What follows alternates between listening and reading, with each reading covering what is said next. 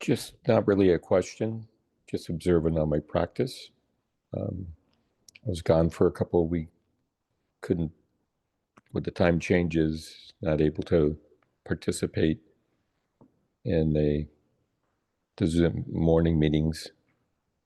I missed it a lot. I did continue to practice on my own, which is okay. But definitely miss the Zoom, miss being here. I did notice practicing on my own, my practice was drifting. And began to incorporate certain circular breathing while I was asking my question. So I guess I do have a question. And it did help me focus on my question and get deeper in my question. But is that a attachment, or is it another useful tool to get deeper into a question?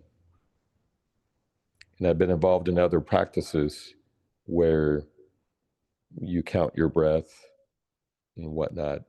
So I was afraid I'm reverting back to something like that isn't good. So, but I felt I was getting deeper in my practice. So I'm a little ambivalent. This we prioritize the continuity of the practice, and the practice is to sweep away subject and object and attachment. Always keep in mind the principle of then the right Dharma is to end attachment, nothing to gain, nothing to seek, nothing to fear.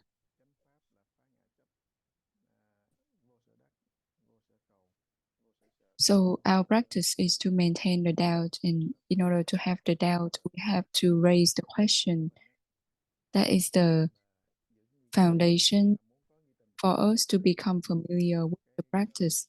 The question is a flavorless, meaningless question, but we have to find a way to become familiar with such practice without the belief in the mind or without the determination to liberate from birth and death. We want people to put into practice. That also means that we know that birth and death is impermanent. We believe deeply in karma. So not like we used to, attach to anything that we see around us or chasing after our hope, our delusion, like chasing after the shadow, the fame, but those shadow and fame is just outside of us. For example, we always hope for a happy family, but a family, once it's get together, it will eventually fall apart. And if we attach to the happiness when we get together, we will suffer when we fall apart. So before, we always cling on to things as real, as permanent. But once we have the practice, we realize that everything is, in reality, is impermanent.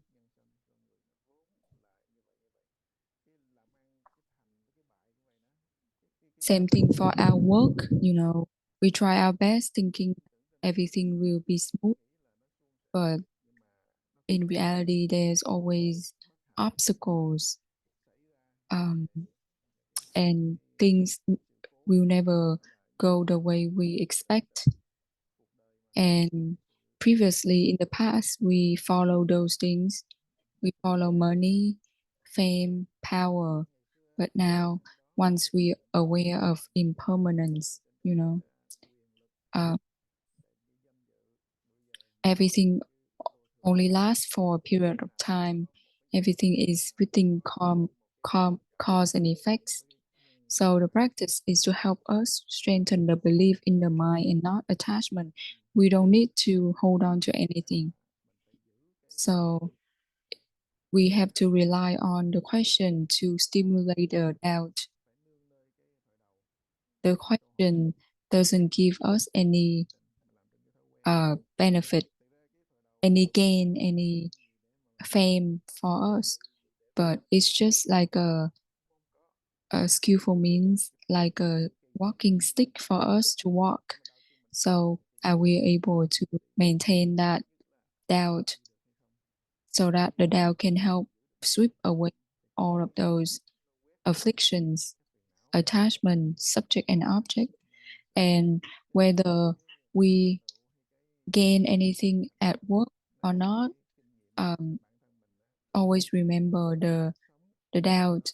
The question is like a skillful means to help us not cling on to anything and to return to the pure nature. So the Huatou is where no thought arise, but right now we are still in the stage where we calculate on everything. We generate out thoughts on everything.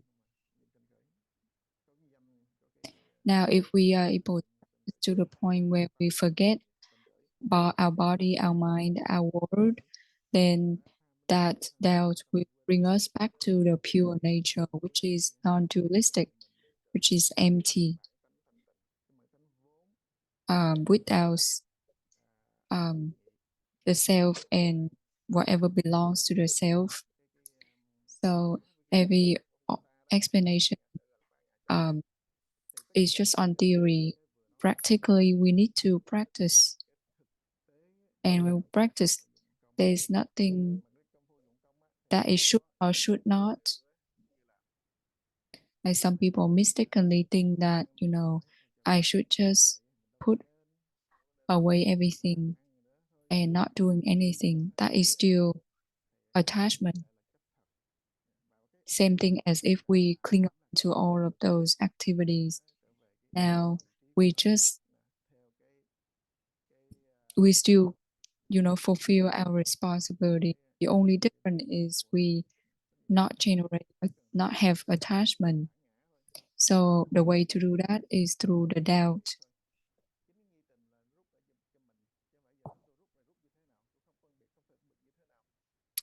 Whenever we still have yes and no, we still within the assumption thought of consciousness. The doubt is not something for us to hold on or cling on. It's a way to end attachment.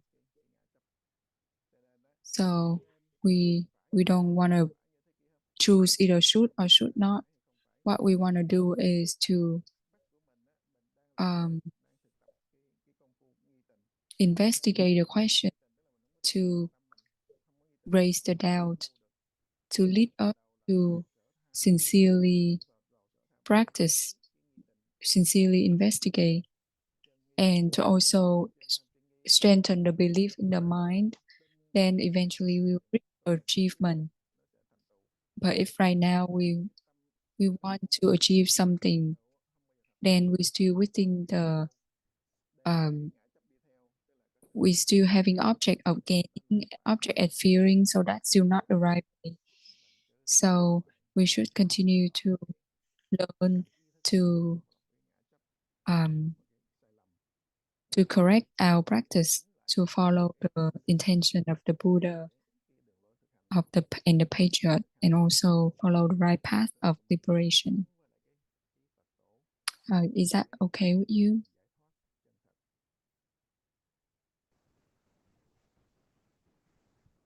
Okay chưa?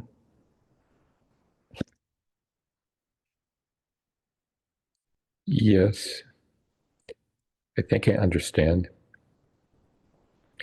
But is it incorrect then to connect my breath with my question?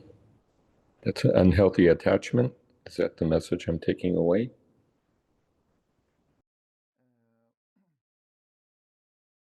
here we don't have the connection or not, or disconnection. We don't have such duality.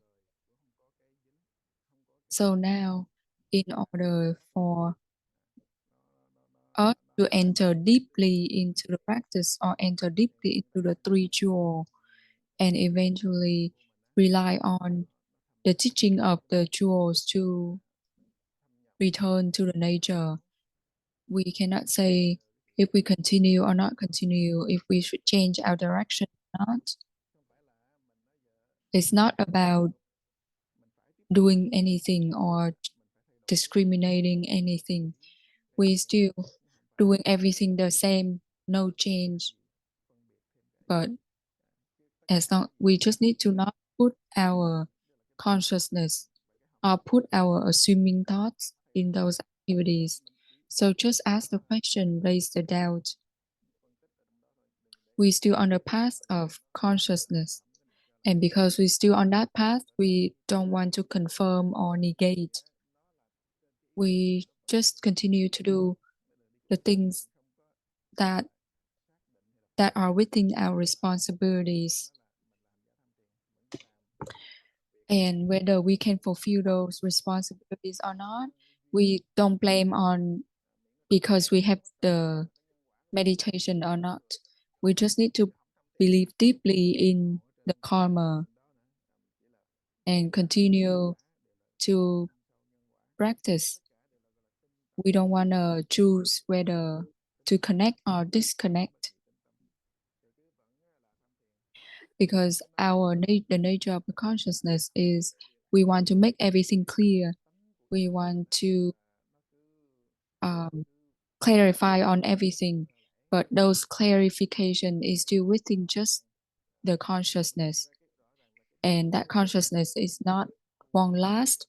For example, when we later on, when we have dementia, that consciousness will, sometimes we remember, sometimes we don't remember. But for the meditation, it will still continue to last and continue on to the next life. It's transcend the knowing of the brain and consciousness. So don't think about whether there is connection or disconnection. The Buddha said the Buddha nature is read in everyone. It's just because we forget the Buddha nature and instead just follow the sentient being nature. So now we get help from the three jewels to develop that seeds, which is the seeds of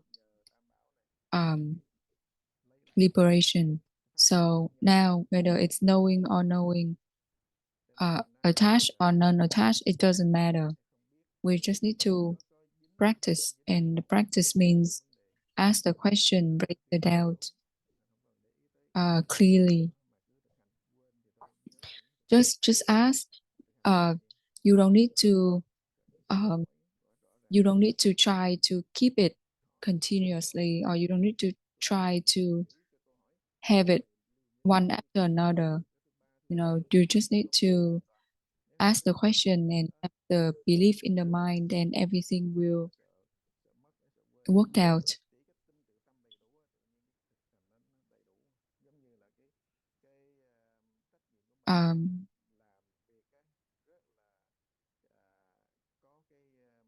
So we just need to believe in the mind. When the belief is complete, then everything will become continuous, uninterrupted.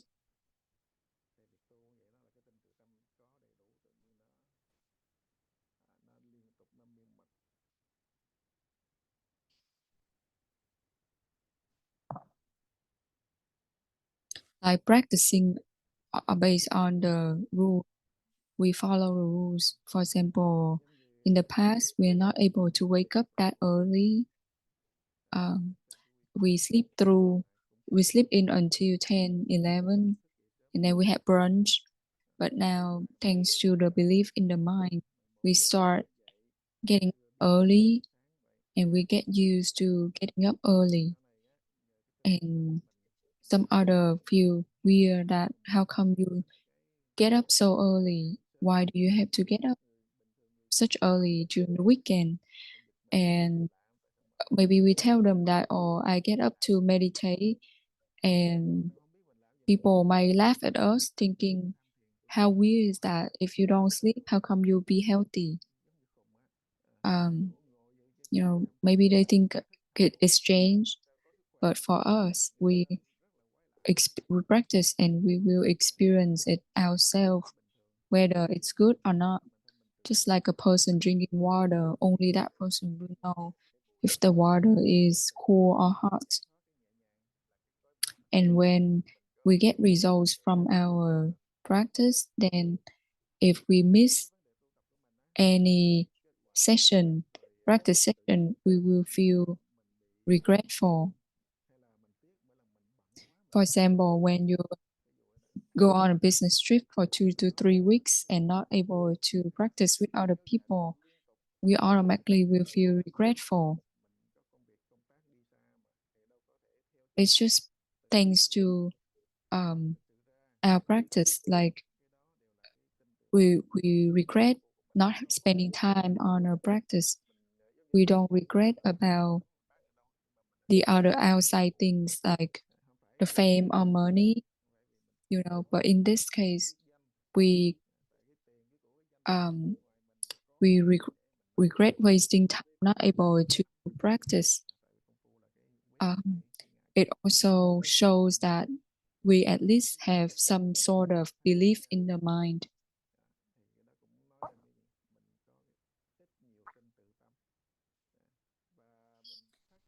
And we still try to follow the rules, the schedule. For example, get up every morning at 5, and to practice. Then gradually the practice will be more familiar with us.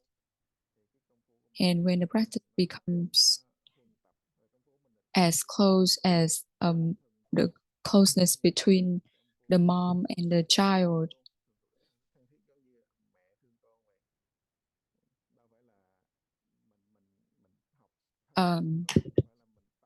so the mom will love the child unconditionally. Same thing with the practice.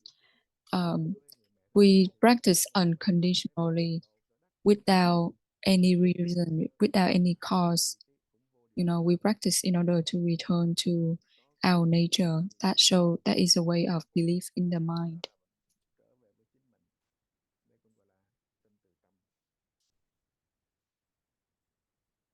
Okay. I understand what you're saying. I didn't feel regret, but I missed you. I missed everybody. I missed the support of the Sangha. It's like you doing the Zoom is very helpful. It's best here, though. Absolutely. So just miss the support of everyone. So thank you. So thầy said, oh, if you miss, it's now no different than from you regret. For example, offer means you offer to. It's the same thing as you give away. It's they mean the same thing. It's just one is more formal than the other. It's just referring to the thing that you didn't want to pass by. Because these things are beneficial for everyone and for you as well. That shows that you have the belief in the mind. It's the sign of belief in the mind, a sign of belief in the right Dharma of the Buddha. That is a good sign.